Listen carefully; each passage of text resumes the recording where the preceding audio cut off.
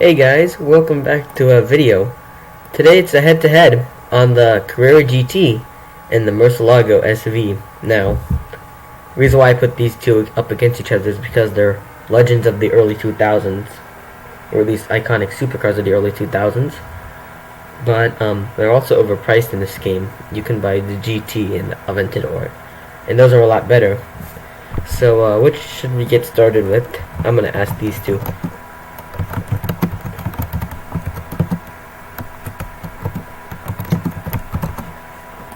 So we're gonna ask which car to drive first. Let's see which they say. They're helping me film. They got the lights up here with the 1-to-1 and the GTR. Alright, so we're gonna start off with the SV, the Murcielago SV. So this car is 900k. It's actually pretty nice. It looks pretty good. I like the blinkers on this thing. They're pretty well detailed. Acceleration's not bad. Oh, and a quick thing about the launch control. I find it better to do on all-wheel drive vehicles, and most rear-wheel drive vehicles, you're better off doing a burnout. So launch control, it accelerates pretty good, pretty quickly actually, and we go about 205, 200, just like the Carrera. So it is slower than the Aventador and the GT, despite being more expensive. But it looks really nice. I like this car's looks a lot. It handles pretty nicely, you know, better than most cars, especially the Aventador. Aventador has pretty bad handling. Braking, let's see how they do. They're okay. I wouldn't say they're top tier brakes. Let's just drive down this road. Okay, it's doing pretty good down the road. It's actually doing pretty nicely. Okay, that's my driving right there. Poor driving skills caused that to happen. And don't mind the chat. I'm not sure what's going on there right now. Brake. Brake, brake, brake, brake, brake. Can I pull off a handbrake turn? Yeah, this car is not very good at drifting, since it's, you know, all-wheel drive. You're better off buying the LFA for drifting. Thing's pretty nice. That's for sure. 900k nice? I guess. Although it's not very good at farming, for one reason, which I will show you later on. Let's get back to the Carrera GT and pull that out. I'll see you when I get to the Carrera GT. Okay, so this here is the Porsche Carrera GT. They're kind of obscure in this game. You never see them. It's 880k, so it makes less money than the Murcielago, but it's just as pretty.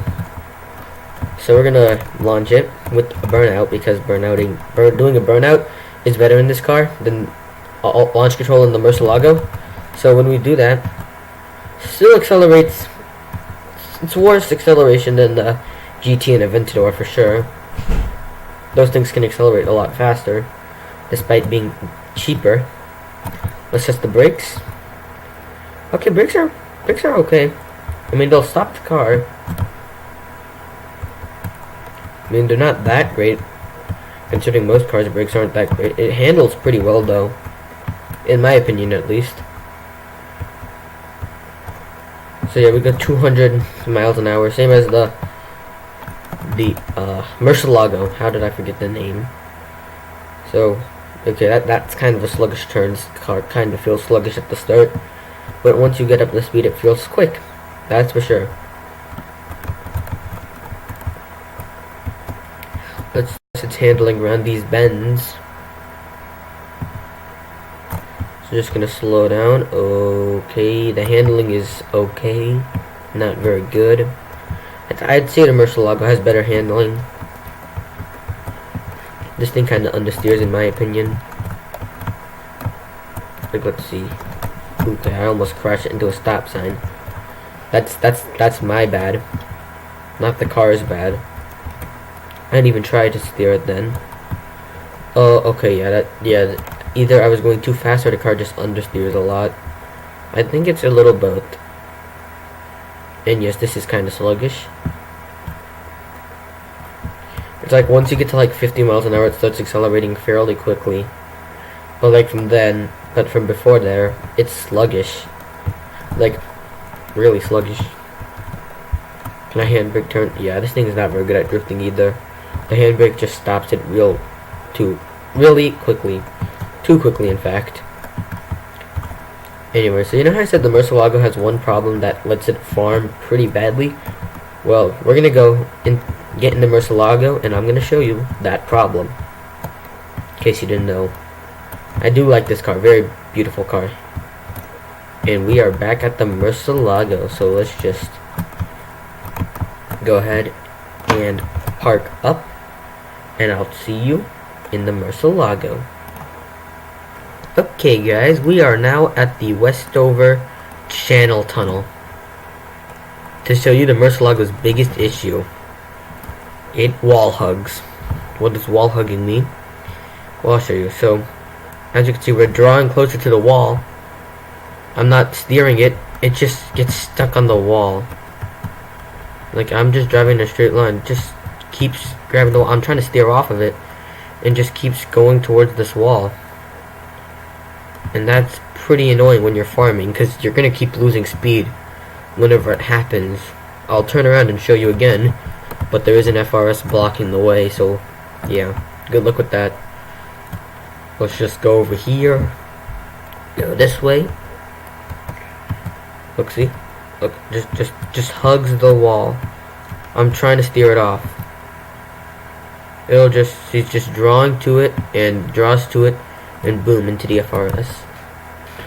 And yes, that is actually a really big issue with farming, because like I said before, you're gonna lose speed, and then it's just gonna, well, if you lose speed, you'll farm at a slower pace. So that's very annoying with the Murcielago SV. It even did it before the mesh was changed. Other cars that wall hug, I think maybe the Diablo, the GTR, the Apollo Intensa Emozione, and the Lamborghini Veneno are all victims of wall hugging. So I'm gonna go back to the Carrera GT, and we will decide which one is the ultimate winner. See ya, guys. We are back at the Carrera GT to give the final review. Which car should you buy? Now let's start with the Carrera GT's strengths and flaws. The Carrera, really just pretty. Oh, and it doesn't wall hug. Flaws is pretty bad acceleration, kinda lackluster handling, and only good thing really going for it is its brakes and its really good looks. The Murcielago, on the other hand, has better acceleration. Oh, I also forgot to mention, for the Carrera, it's cheaper than the Murcielago by 20 grand. Now let's get on to the Murcielago. Murcielago has better acceleration, about the same top speed. I'd also say better handling, maybe worse brakes, but more expensive. And it wall hugs, which that flaw brings it down a lot. If it hadn't wall hugged, I would have said the Murcielago would have won. But since it wall hugs, I'm calling this head-to-head to be a tie. A tie between the both cars. So, thank you for watching, and I'll see you whenever I feel like uploading. Bye!